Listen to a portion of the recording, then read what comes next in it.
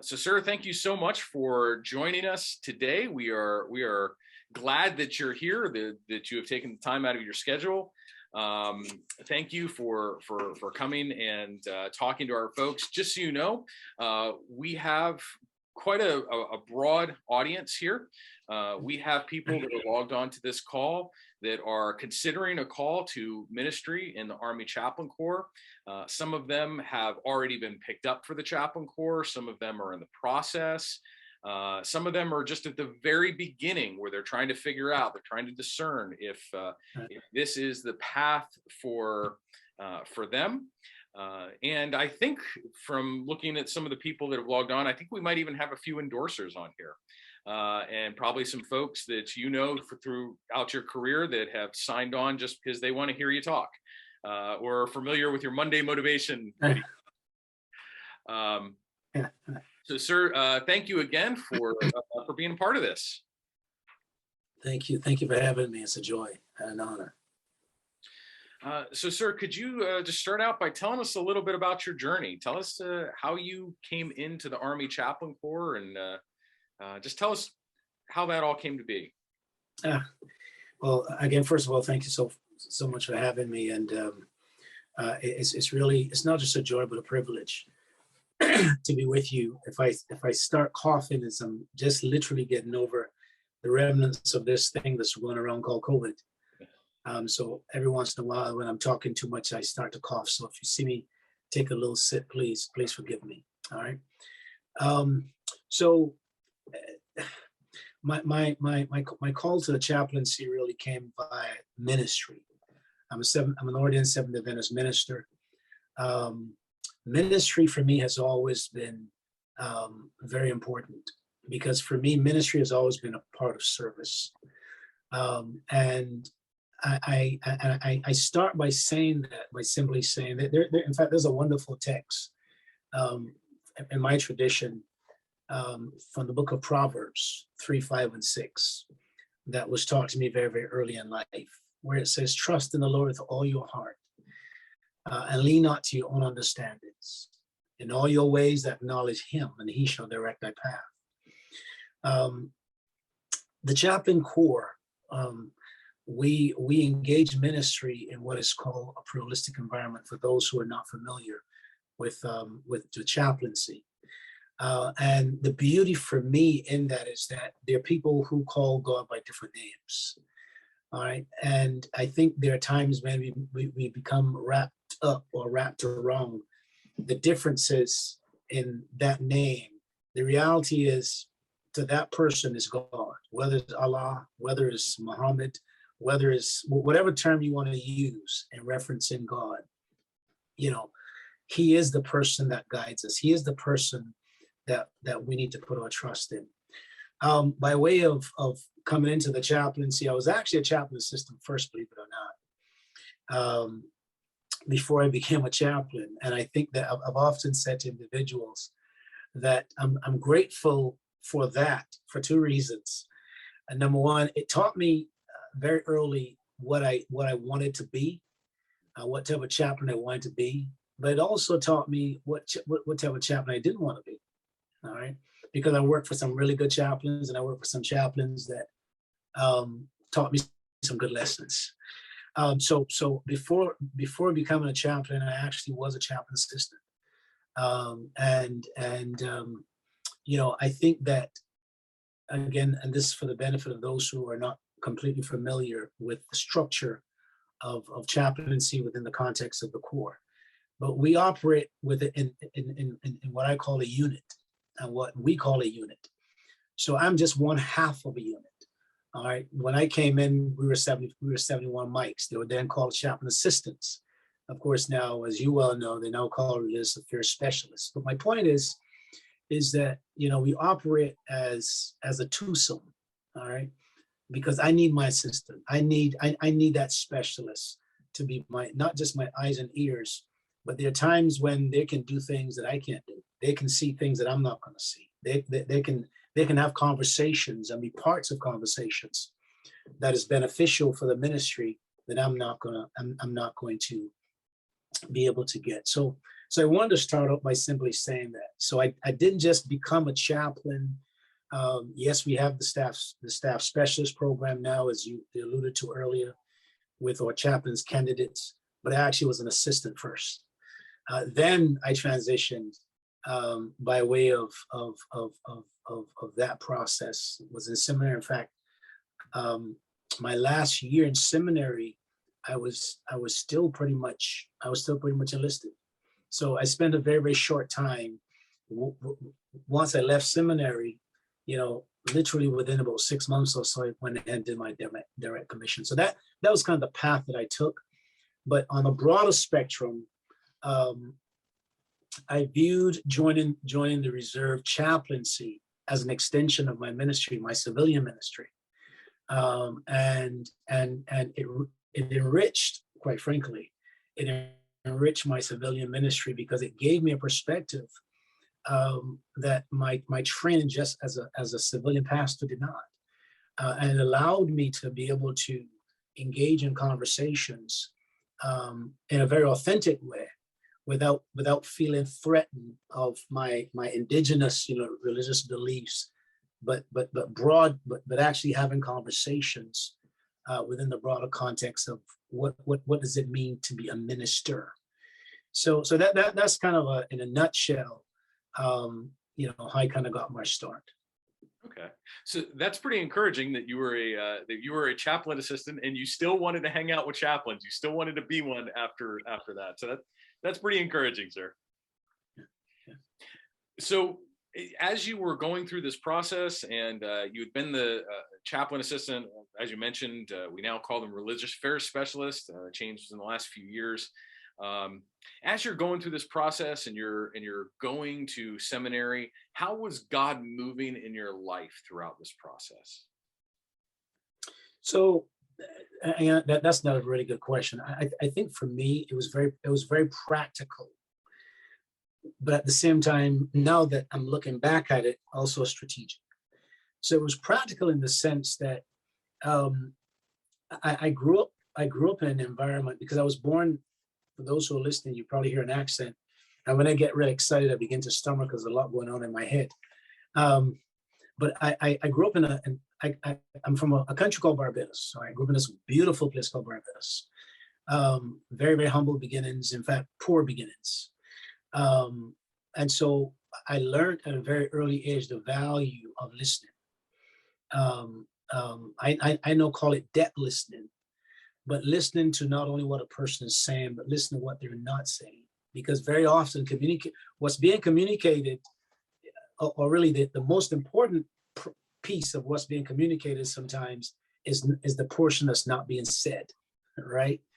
And if you're not really listening, you'll completely miss that. So I think that, God was leading in a very practical sense, in that I knew I wanted to be a part of something that was larger than my specific focus as a Seventh-day Adventist individual. And I think how God led me is that He allowed me to be able to embrace who I am in a very authentic manner as a Seventh-day Adventist Christian, then minister. But I was able to also leverage that and look at life, look at ministry, look at people's hurts, look at people's needs, look at people's wants through that same lens as, yes, you're still my brother, you're still my sister. We may have some different beliefs, we may have some different dogmas, by way of our understandings of the Bible, but those differences should not be to the point where I look at you as either less, or I look at myself as either more. So I think God was leading in that very practical sense. On a strategic level, I think what God was also doing, he was beginning to shape my thinking as to how I'm going to execute ministry. So in my civilian church, it wasn't just about doing programs that was internal, but it was really about doing programs that was external. How can we meet needs that are not germane to what we're doing in the pews? And so I think that for me, God was leading on those two fronts, on a very practical level, helping me to understand who I am to see my faults, to see the areas, as Howard Thurman calls them, my groin edges, because as would become 3, 4, 5, 6, 7, now almost 30 years later, it was also very strategic. So as you're going through that process and as God is doing those things in your life, did you see any areas where God was confirming it, that you felt, Yes. you knew that okay, I'm on the right path here? And I think that that's really important, and especially for the young chaplains and that's listening, and even those considering chaplaincy. I think it's really important that as you're going through your own journey, that you are very careful to recognize, how do I say this? Recognizing your weaknesses or your groin edges at times can be more important, and recognize what you think are your strengths. And so I think that for me, a lot of the confirmation came in knowing what I did not want to be, in knowing what I cannot do. I believe that God has given all of us gifts, right? But he's given different gifts to different people. And sometimes there's some gifts that we can use more in this moment and less tomorrow, all right? And so I think for me, the confirmation process was really coming to terms with, okay, Andrew, this is not what I want you to do. This is what I want you to do. And the more I did that, the more I began to realize, okay, this is really what I want to do. The analogy that I would use, Chaplain, would be, and hopefully, people might be able to identify with this. Certainly, I know if we have any ladies on the call, they probably will. Is like if you're going to buy a pair of shoes, right? And you try on a pair of shoes, and it's a little tight, but it's palatable. You can wear it, but it's a little tight, right? And then you may try on another pair of shoes, and it may be a little sloppy, but you can probably put some thick socks on, and still make it palatable, right? But then you try on the pair of shoes, and it's like when you put your foot in them, you go like, yes, all right, this is it, all right, So I think for me that once I started begin to realize that I was now executing ministry in a different environment outside of my church, but it still felt right. It still felt perfect. It still felt like this is what I'm supposed to do. That was also very comforting in my confirmation. So I think at different points in my journey, I was able to see, okay, yeah, this is what I want you to do. I love academia. I dabbled in academia for a while. I love to preach. I love strategic plan. I love all that wonderful stuff, right? And I think I still do a pretty good job at that. But being where I am right now, being able to help shape and influence and work with an awesome staff. I think our Chief of Chaplains is tremendous. I think he is the right person for this moment. And then, of course, some other teammates like Chaplain Green and Chaplain Beelan, and then some senior NCOs or regimental. So yeah, I think that I can look back with specificity and see where there's confirmation on this specific call. Okay. So God was confirming along the way that this was the place that you needed to be, serving in the reserves. Now, as we look through your bio, you have served in in a lot of different places over your career. I think you mentioned you first you enlisted in 1990, and then became an officer or chaplain in 96. So that's, public math is not a good thing, so I won't do the math. So it's a lot of assignments that you've had. If you had to pick one that you'd say was your favorite assignment, I know that might be similar to like picking between your favorite, pet or something like that. But what would you say was your favorite assignment so far? Well, so on the enlisted side first, it would be working. It would be when I was at the 92nd Field Hospital, all right, which was really my very first military assignment. Again, wonderful. My very first chaplain. I can still remember my two chaplains' names. It was Patricia Wilson Robinson. In fact, my very first unit of CPE, she was my supervisor. And then, of course, Chaplain Spencer, Richard Spencer, who is now one of the bishops. Awesome individuals. And so that was really the lessons that I've learned there, some of the relationships that I've established. I still have some of those relationships, ongoing, today. So I think it would be that on the enlisted side.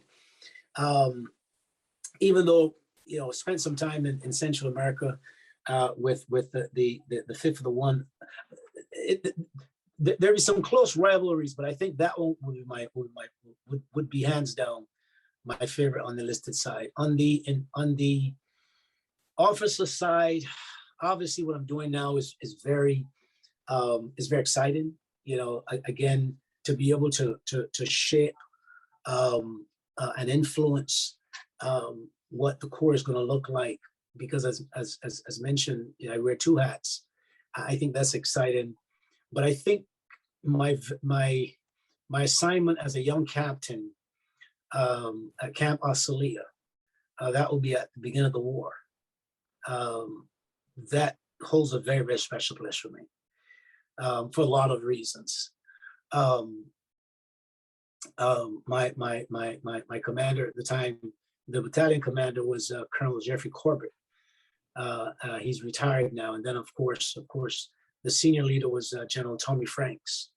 And so being there in that moment, being a part of history to some degree when the war kicked off, and then to be there for the whole duration, that I was there for 13 months and 2 days, to be able to work with our allied, forces and et cetera. That was kind of neat. But I learned a lot about myself. I learned a lot about, I think it was Lord Byron who says, adversity introduces a man to himself, or a person to themselves. And I think that there's sometimes when, let me say it this way, the crucible of war has no rival. All right, there's nothing like it. War forges a sense of clarity personally, clarity externally. So I would have to say, hands down, on the officer side, it would be, while I enjoy what I'm doing here, and the tentacles obviously are global, I would have to say that assignment back in 2003 as a young captain holds an extremely special place in my heart. Yeah. So now you mentioned briefly, where you're at right now. Can you tell us a little bit about that? What do you currently do for the Chaplain Corps? Okay. So currently what I do is, again, I work under some awesome leadership, our Chief of Chaplains, Chaplain Sojum. He's entrusted his entire staff to help in really transforming the Corps. And in that, the little niche that I have is, I'm the Deputy Chief of Chaplains, as mentioned, but I'm also Director for SPURGE, which really stands for Strategy, Plans, Policy, Resources, Soldier and Family Readiness, for all three compos. So I get to work with some tremendously gifted people, some very talented colonels, talented lieutenant colonels, and some awesome civilian people. And I really wish that, for the young captains that are on the call, and those who are the not just young captains, but the young chaplains who are on the call, that you take time to understand the organizational structure and where you fit into that wheel, that huge cog. But there are some people who are doing some amazing things. Now, we may not get it all right. But we will, I'll say we may not get it all right the first time, But as we keep working and keep working through some of these hard questions, I think that we're beginning to make some significant leverage, because here's the bottom line. The Army is a different army. The army that I'm in now is a different army that I came in 30 years ago, right? When you look across our formations, you're not looking at millennials, you're not looking at the Gen Xers, Gen Zs, et cetera, et cetera. But just think about this for a moment, that if you are an E3 or E4, well, forget, right? If you are under 20, right? All of your life, you've been living with a country whose military has been at war. All right, if you're really honest, right? But now we're at a place where there's this huge reset, and we're no longer we don't have this significant conflict, even though we do have conflicts, quote unquote. And so the individuals that comprise our formations have a mindset that is completely different. You and I are called to minister to that mindset. All right. All right. You and I are called to walk next to these individuals who are struggling with a lot of personal questions, not just spiritual questions, but a lot of personal questions, a lot of moral questions. And so being able to listen to that, work through that, and at times hold their hands as they're walking through that, as you have your own personal struggles, right? Is very complex. So that's where we are right now, and that's where our chief is leading us through, and that's why I get to help in some of that, and bringing some semblance of sense to that. So that's pretty much what I do. Okay. So now you mentioned that the Army has changed considerably in the last 30 years. So as that change has happened and you've seen it happen, and obviously we're not going to hold you to anything because you don't have a crystal ball in front of you or anything, but where do you see some of the changes in years to come for the Army and more specifically for the Chaplain Corps? Oh man, we can spend the rest of the time on that question. So I think the overall purpose of the Chaplain Corps, I think, we have our core competencies, right? Nurture, honor, care. But I think that as we are preparing to work through our core competencies, we're now called to do it in a moment where we have a lot of diverse thoughts, diverse issues, wrapped in the what's the right word I want to use? Everything is so political, right?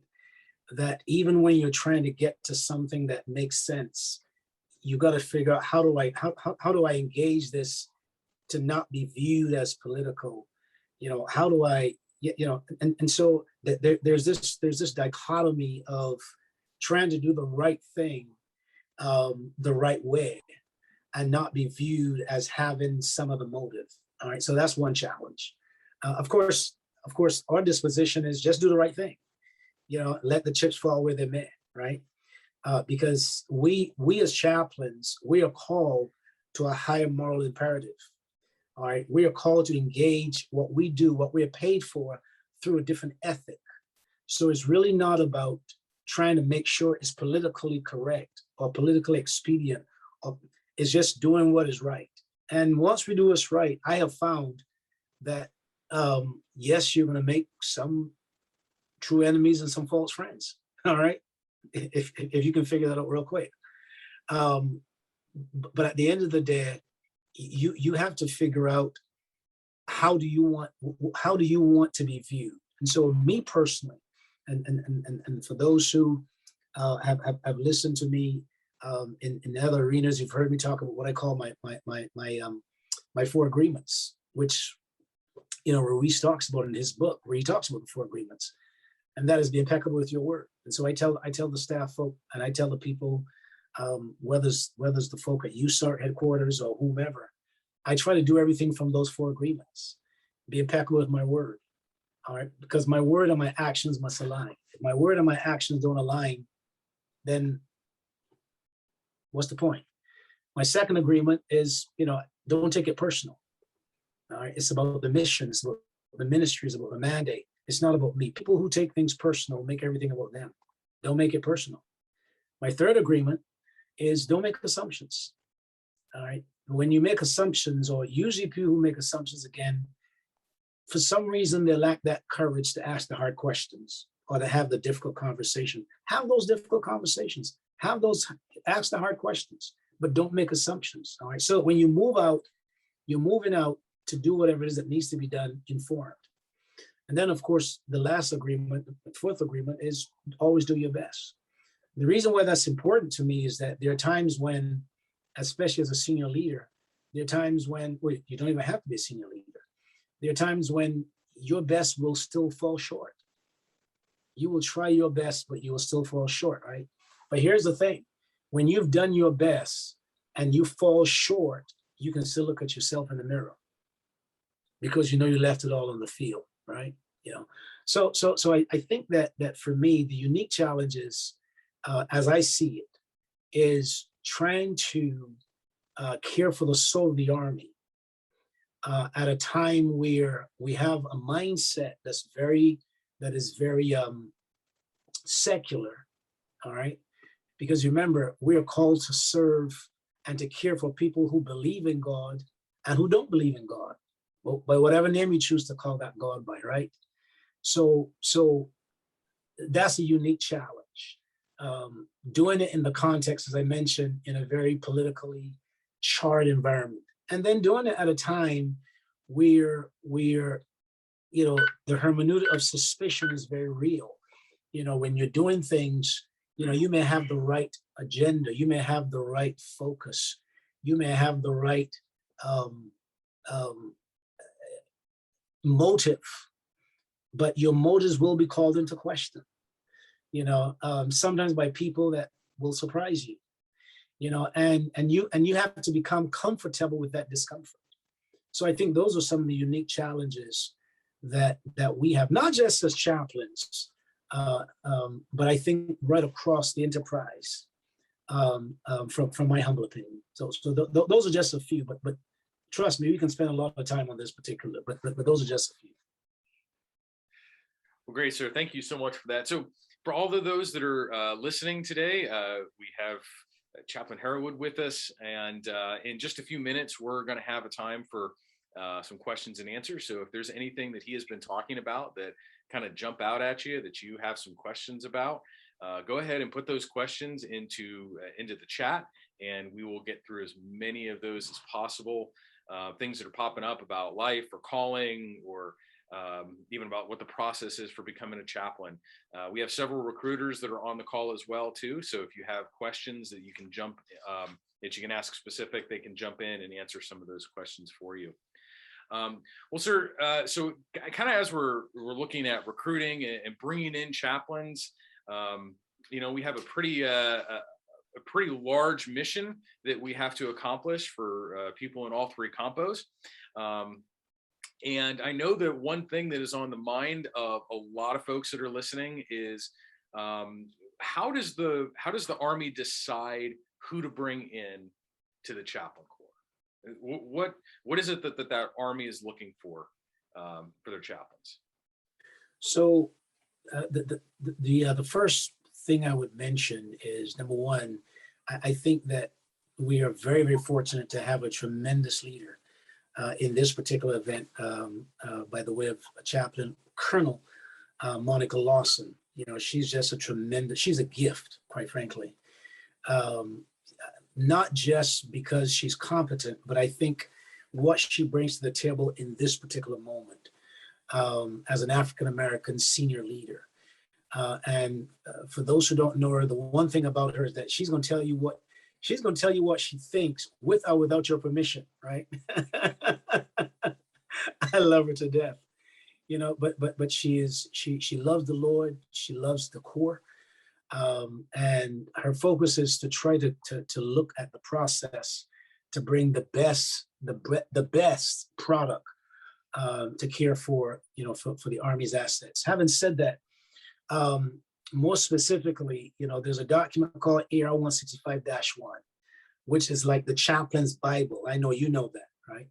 But for those perhaps who don't, so there's some very clear, specific guidance with respect to how chaplains, how 56 alphas and 56 mites actually govern all aspects of the activities while in uniform. Well, while in and out of uniform, all right, but as long as they're in the system. That's number one. Secondly, I believe that there's some very clear requirements that the recruiting command, outlines with respect to age, with respect to, health, with respect to what you can and can't do. So obviously, if you're 60 years old, that's a non-starter.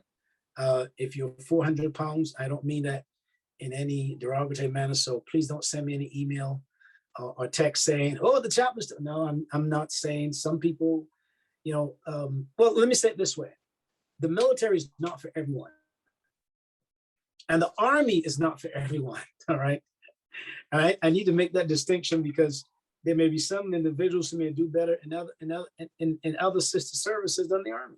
All right, so I say that without any apology, by the way. So I think that the criteria is laid out very, very specifically. So I would say for those who may have questions / concerns, just reach out to someone like yourself, and they'll be able to give them the broad spectrum of here's the criteria. But then if there's some unique criteria, for example, you may have a person who may have spent time that was in the service previously, and then decide that I'm hearing this thing called a call, and I want to say yes to this call. And so there may be some things different, some different variables to their benefit that might be in the card. So I would say to any person that's considering the call, reach out specifically to a recruiter, a chaplain recruiter. Let me be more specific. And I have all the confidence that any chaplain recruiter that is actually functioning right now under the leadership of Chaplain Lawson, they're going to give them a good answer. So thank you for that, sir. Chaplain Lawson's great. We love her around here, and the guidance that we get from her is great. So we talked a little bit about how the Army decides who to bring him in. You mentioned AR 165-1. And I know that you've probably sat on some boards, some accessions boards. And of course, through your experience as a chaplain, I'm sure in supervisory positions, what do you think are some of the main characteristics that make a good chaplain? So I would say, chaplain, the characteristics really would be the same for me as what would make a good citizen: honesty, decency, loyalty, et cetera, right? So when you look at those 5 values that we call Army Corps values, those are values that really makes you a good person, period, a good citizen, period. But yes, when you do decide that you're going to wear the uniform, then you do have to come to the realization that you're now joining something that is larger than yourself, something that is bigger than yourself. All right, and so there is a burden that you have to come to terms with, that you're going to bear. Okay, I'm now representing the United States Army, and more specifically, I'm representing the United States Army Chaplains Corps.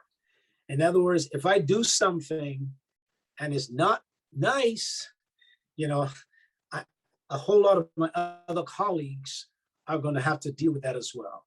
Because when one chaplain does something, as you all know, they begin to look at other chaplains kind of cockeyed, right?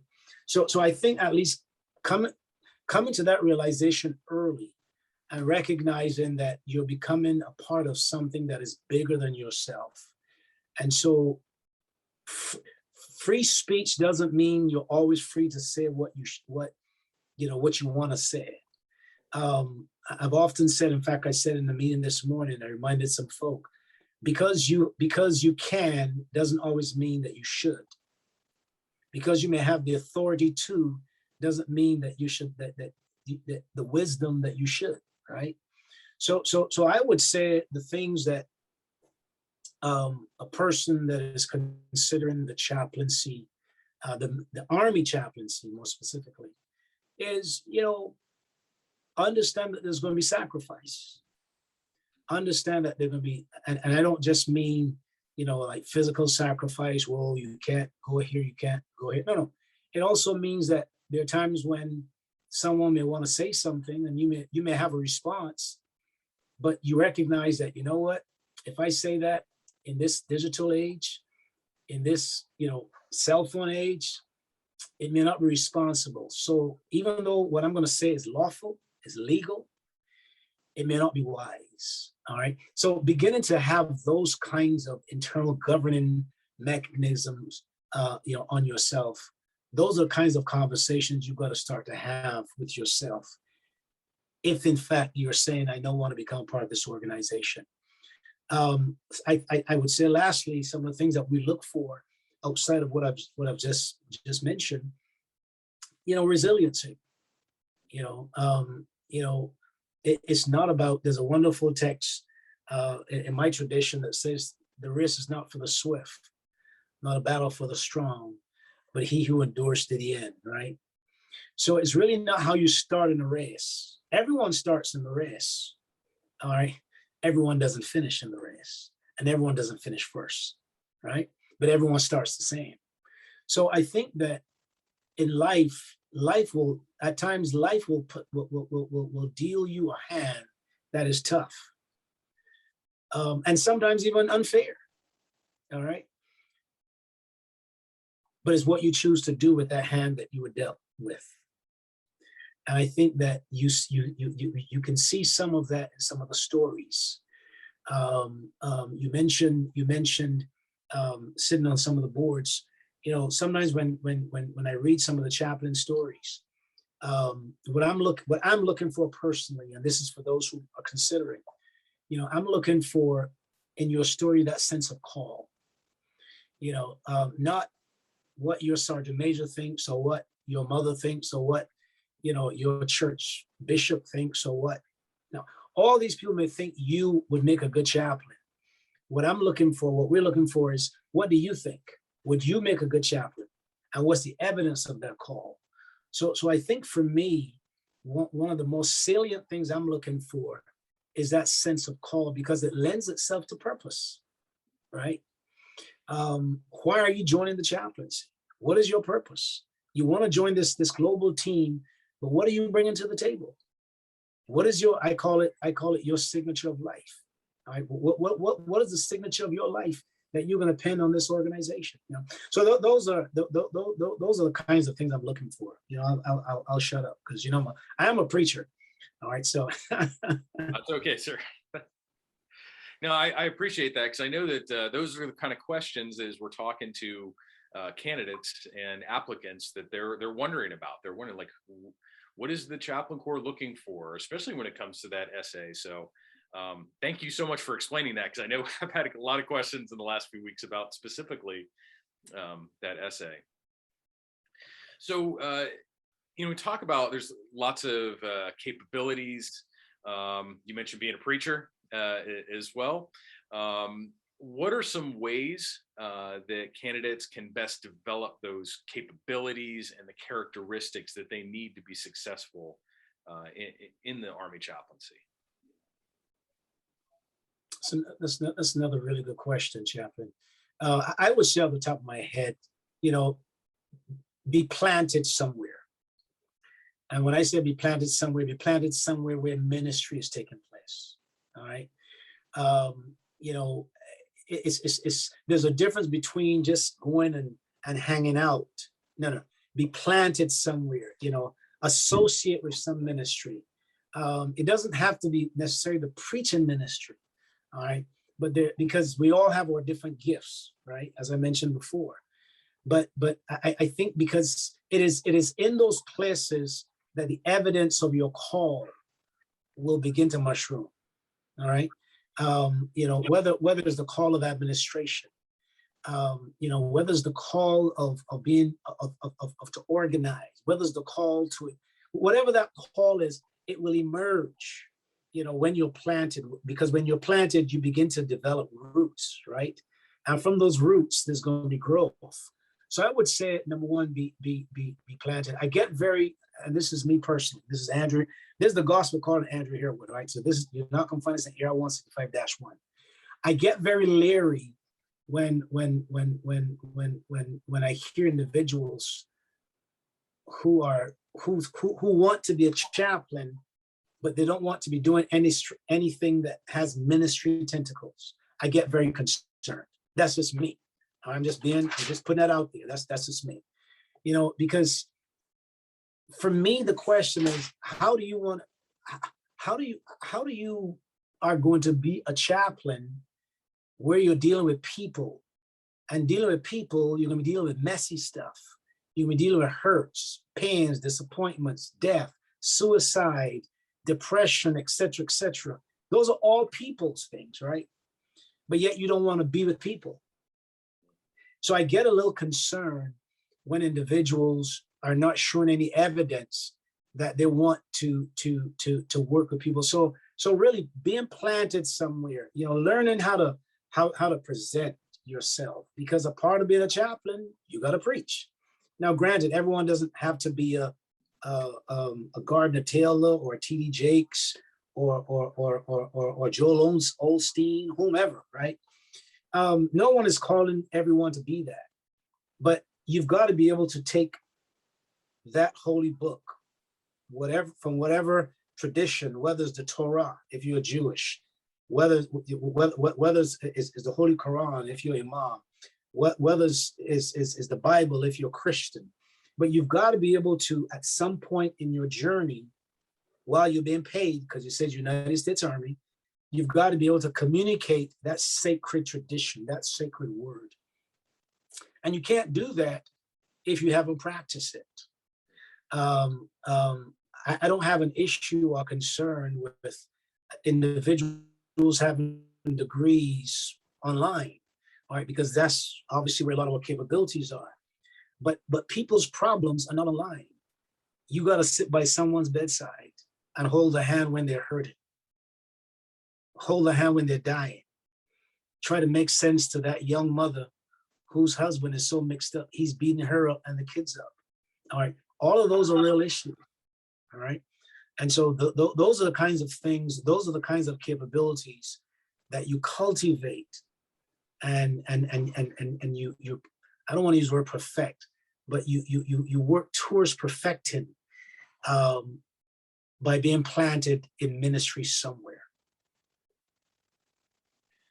Yeah, that is great advice, sir. I very much appreciate that. And I know that a lot of our folks who are listening probably appreciate that as well. So what other advice would you have for anybody that is, maybe they're not there yet in the chaplain corps, they're not yet in the process, they're the people that are considering this call to the Army chaplaincy? What advice would you have for them? I would say, chaplain, the first piece of advice would be, if they haven't made up their minds yet, that's good, because it's like doing counseling, right?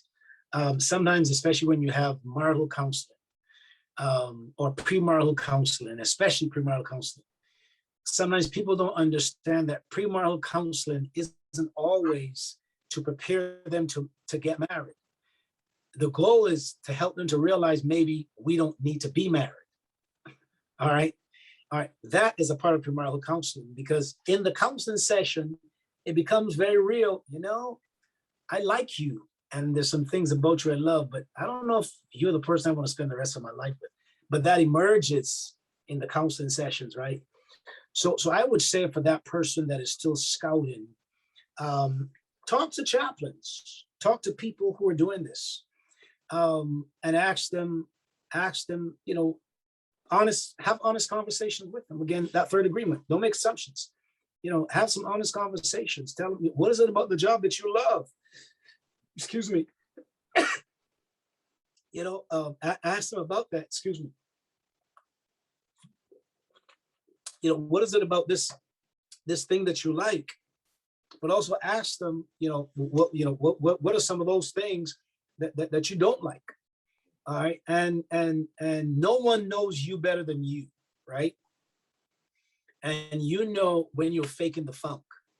So when you are doing something on fumes versus on fuel. All right. And unfortunately, but somehow fortunately, the younger generation is like kids. You've passed it. That children can spot a fake a mile off, right? Children know when you're authentic. Young people know when we're authentic. Young people know when we're doing things from the heart or from the head. All right. And so I think of all your questions have been good questions, but this is a very important question, because I think it's really, really important that if they are considering the call, that as they're considering the call, that they really have honest conversations with themselves as to, do I really want to do this? Do I want to give 20 years of my life run around the globe doing this? Because if they're not honest, their families will hurt. All right. Which is the second part of the question. That is, for those who are considering it, if you are already married, if you already have a family, I would say make sure that you have a conversation with your family, especially your spouse, because it's not you alone that's joining the Army. Trust me. All right. You're asking your family to join the Army with you, especially when you're going to be gone 6 and 7 and 8 months at a time. Your children are going to grow up, and there's going to be some resentment there. All right. In terms of stuff that you're going to miss. All right. So I would say, Chaplain, that the advice that I would give for those who are really thinking about it, the book of Luke says, before build a building, you ought to count the costs. So I would really say that, before they say yes to anything in paper, have those hard conversations, do the due diligence, talk to people who are serving, and ask them those hard questions. Because once you sign the dotted line, you belong to us. That's great, sir. I appreciate that. We've had quite a few of our applicants' spouses talk to my wife to find out, okay, so what's the real deal about this? So that's, I know that goes a long way, having those good conversations with your spouse. So thank you so much for that. So I've got one more question I was going to ask you, and then we're going to get to kind of our free-for-all here and asking some questions from our group that's participating. I'll just remind you, we've got quite a few questions in here already, but if you have any questions that you would like to ask, if you would just go into the chat and put those in, and we will get to as many of those as we can here in just a second. So, sir, I just wanted, the last question that I had before we get to everybody else was, just where do you see God using chaplains throughout the Army in the future? What are some, I guess, emergent ministry needs that you see God using our chaplains for? Wow. Man, listen, that is where, as the old folk would say, where the rubber meets the road, right? There is no other officer. If you don't hear anything that I've said all afternoon, don't miss this. There is no other staff officer who gets to do what we've been called to do. We have been given a tremendously unique privilege to meet people at a very basic naked need. And they will come to our offices and become naked. And I use that term clinically, all right, with their needs, with their concerns. And it affords us an opportunity to speak truth to power, in a non-threatening manner. It affords us an opportunity to bring light into darkness where there's hurt, where there's hunger, where there's humiliation.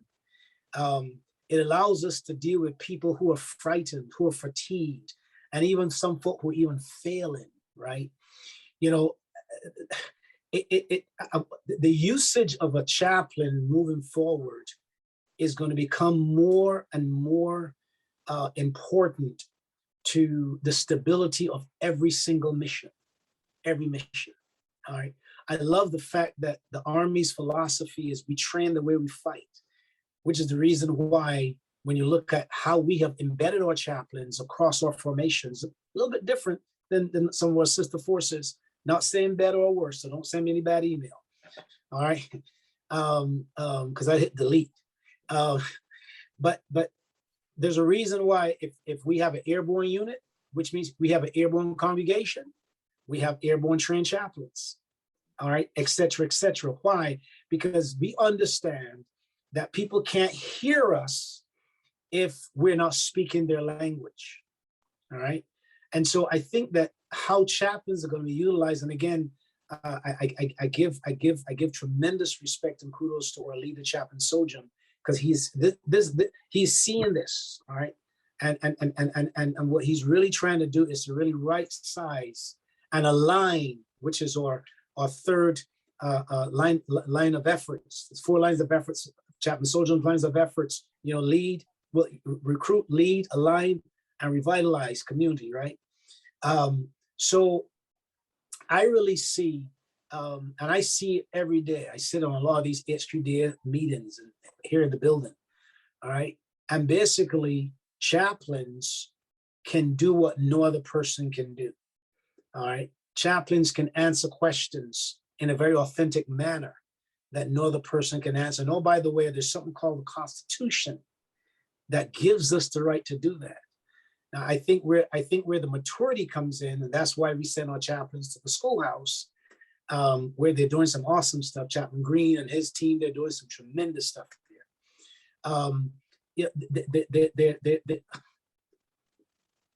We are taught, the young chaplains are taught that, listen, this is not just in your church. Where in your church you can do ABC. No. There's a method to the madness here, all right? Because basically, you are called to lead people, you know, in a space that is different than your normal civilian ministry. So I really see the utilization, to the heart of your question. I see the utilization of chaplains, and again, speaking specifically Army chaplains, in a way that we have not been used before. And so having said that, what I will say is this, and that is understand that there's something called credibility. Excuse me.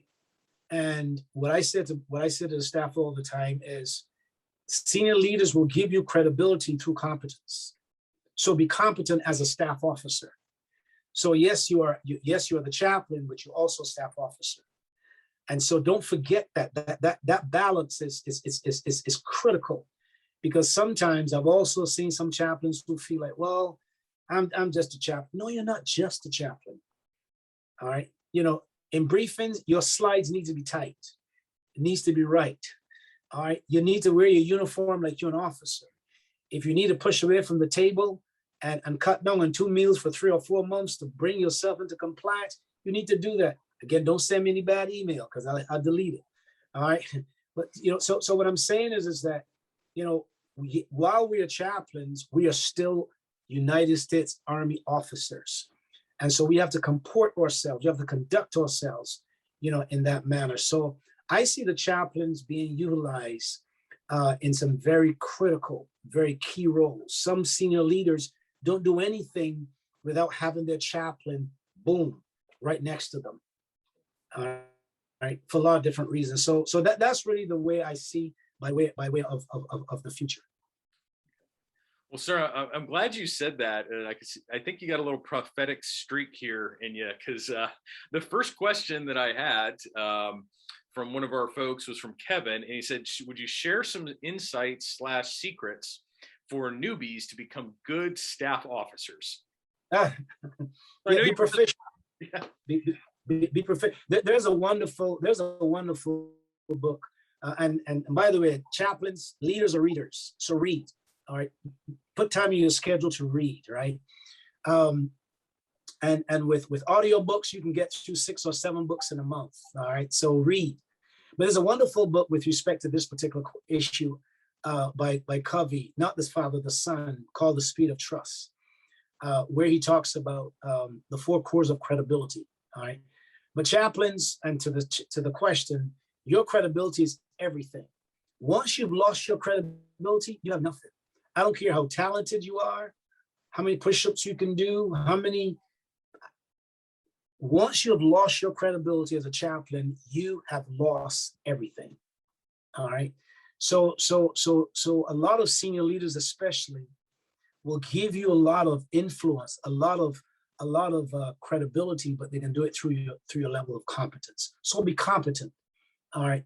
And a lot of stuff will take care of itself if you're competent. So be competent. To the question, make sure that you're in shape, because you are an officer.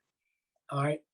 And there's some individuals that won't give you, if they'll take one look at you, and based upon how you look, they'll make a determination whether they're going to bring you into their circle or they're going to keep you outside of your circle. So those are some of the unwritten rules. Another one that I have from you, Cameron was asking if you would speak a little bit to the chaplain candidate program and what the process is, and what will they learn in the chaplain candidate program? How important is that program? So, to the first, I don't think I understand the first part of the question. Could you just speak to the chaplain candidate program, kind of what it looks like, what it's there for, and just what they might be learning within that program? So if I'm hearing the question correctly, because it's a very broad question, the chaplain candidate program essentially is a program designed for individuals who are saying that they have the sense of call. All right. But there's some very clear criteria that you have to meet before you become a chaplain, to include finishing seminary, et cetera, et cetera. So with the chaplain candidate program, it allows individuals to wear the uniform, to get some experience in uniform while still in process. All right. So there's some individuals who join at the beginning of seminary, which means they're candidate for almost 2.5+ years, right? Then you have individuals who, like yours truly, I was only a chaplain candidate for like a mini second, primarily because I spent most of seminary while I was still enlisted. But the intent of the program is to prepare you for, is this something I really want to do? All right, because remember, until you're a chaplain, you're not a chaplain. And this is really, really important, because very often people confuse chaplain candidates with chaplains. If you're a candidate, you are not a chaplain yet. All right, there's a reason why you wear the staff specialist crest and not the cross, or not the crescent, or not the whatever. All right, and that's really important. That's a whole nother conversation, because I think that what I would say to the candidate is, know that left and right sector, know those two boundaries, right? Because the lane that you need to stay in, if you leave that lane, you can get in trouble, and you can put your command in trouble. All right, so understand that when you're a candidate, you are a candidate and you're not a chaplain. All right. I guess what I would also say to the individual is, with respect to more specific items that they're looking for, again, any recruiter can give you those significant details with respect to what's entailed, what's outlined, when can you go and do what, et cetera, et cetera. So that's my response to that particular question. Okay. Well, sir, thank you so much. As I've just noticed the time, we've been talking for over an hour here, and I know that we said we'd keep it to around an hour, so I apologize if we've gone a little bit over. I do want to ask, if I could, just one more question. for those of you that if we didn't get to your question, hey, email us. We will be happy to answer some. There's some technical questions in there about specifics in the process and all. But definitely reach out to us and we will do that. So I'm going to ask you this last question, sir, and then I'll ask you also if you wouldn't mind praying for our applicants before we close out. So this last question that I've got here comes from Aaron. And he's asking, what do you recommend for education after the MDiv for captains to serve soldiers? So Aaron, what I would say is it all depends on what your proclivities are, what your bents are, what is it that you want to do. And I say that primarily because, again, in the Corps, the Chaplain Corps, we have different skill sets.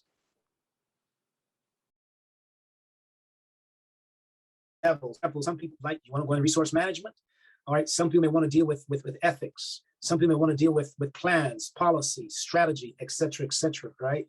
So it all depends on what is it that, where do you feel your gifts are that you want to further develop? So I don't think there's any one specific area that I would say that you should concentrate on, because again, I don't know what your proclivities are. But I would say if you're into, first of all, find out what is it that you enjoy doing, what is it that you excel at doing, and you have evidence of that. And I say that primarily because there are times when, you know, there's some people who may like singing but should not sing. All right, all right. You know, people may tell them, "Hey, you sung real good," yeah, but they'll listen to you when you're in the shower, right? You know, so my point is, figure out clearly what is it that you are good at. Where do you sing? Where do you see yourself bringing additional, you know, added value, you know, to the team, and develop that.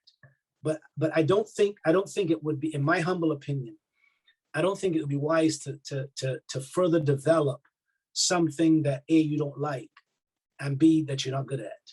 All right. So I would say identify what that thing is, what that area is, and excel at it. Yeah. Well, thank you for that, sir. So as I said, we would like to thank you for being our guest today for this, for being a part of this webinar. For those that are listening in on the Zoom call and on Facebook Live, thank you so much for being here and being a part of this. If you have questions about the Army Chaplain Corps, please reach out to us. We would love to talk to you about that calling. If you have specific questions about requirements, hey, we can answer all of those questions for you.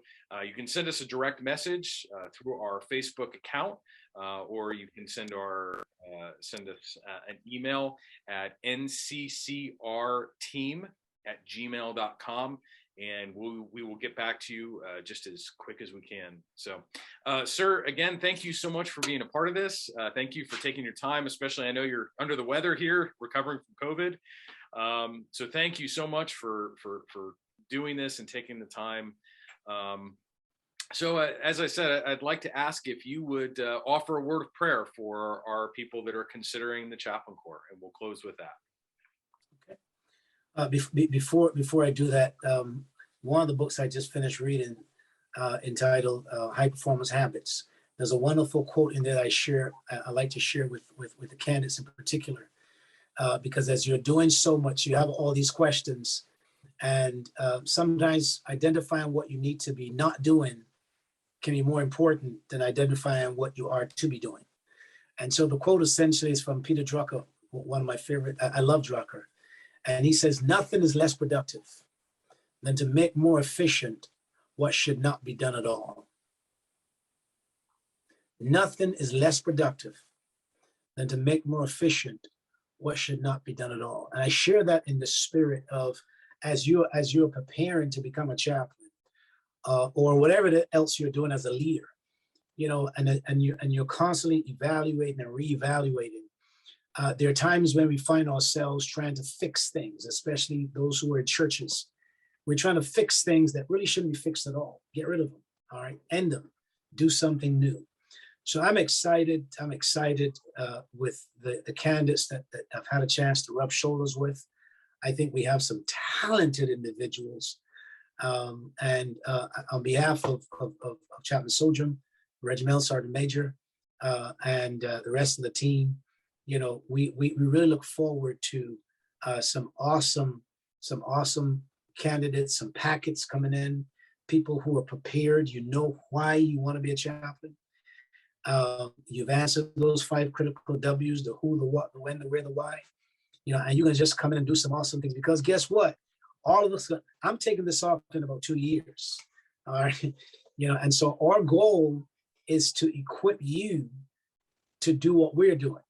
All right. At some point in time, Chaplain, you know, I'm looking that you're going to remove those we call them those railroad bars, and put on that gold, and then it's going to turn to a different color, and then perhaps it might fly some eagles. You know, that's the purpose of what we are doing as senior folk. You know, it's our task to grow you. You know, so I'm grateful for this time, and I'm glad that I didn't go into any coffin spells. So whoever was praying that I didn't go into coffin spells, thank you. I think this is the first time in 3 weeks I've talked for more than 15, 20 minutes and didn't go into coffin spells. And I've been talking now for almost an hour. So whoever it is praying, keep praying. Don't tell me that you're praying, just keep praying. All right. let's look to the Lord. Loving Lord, what a joy it is that we could be together this afternoon, and just the spirit of communicating what it means to be an Army chaplain. Lord, there's so many questions that some of these individuals have, and we don't have the time, but more importantly, we don't have all the wherewithal to answer the questions, but you do. And so, God, I just ask that as they're considering joining the force, regardless of whether they're Christians, whether they're Muslims, whether they're Jews, Gentiles, whether they don't have a faith at all, remind them, God, that you are in control. And as long as you are holding them, which means as long as they're allowing you to hold them, everything will be all right. Allow them, Lord, to not only hold on to that counsel, but help them to trust in you, especially where they cannot trace you. And when their fears become familiar, remind them that you are still God. Remind them when they become frustrated, as I do at times. And sometimes I want to say, Lord, what is it you want from me? What is required of me? May they be reminiscent to that age-old wisdom found in the book of Micah that says to do justly, to love mercy, and to walk humbly before you. Bless them, bless their efforts, bless their family, and as they're struggling with this sense of call, bless them in a manner and make it so crystal clear that they have complete certainty that you are saying, this is the way, walk ye in it. I thank you for this moment. I thank you for this medium. I thank you for this family. For I ask it in no other name, but the name that is above every name. Amen. All right. Thank you, sir. We appreciate it. Thank you for everybody that was on here today. And look on the lookout for future webinars. And if you have questions about the Chaplain Corps, please reach out to us. We would love to talk to you.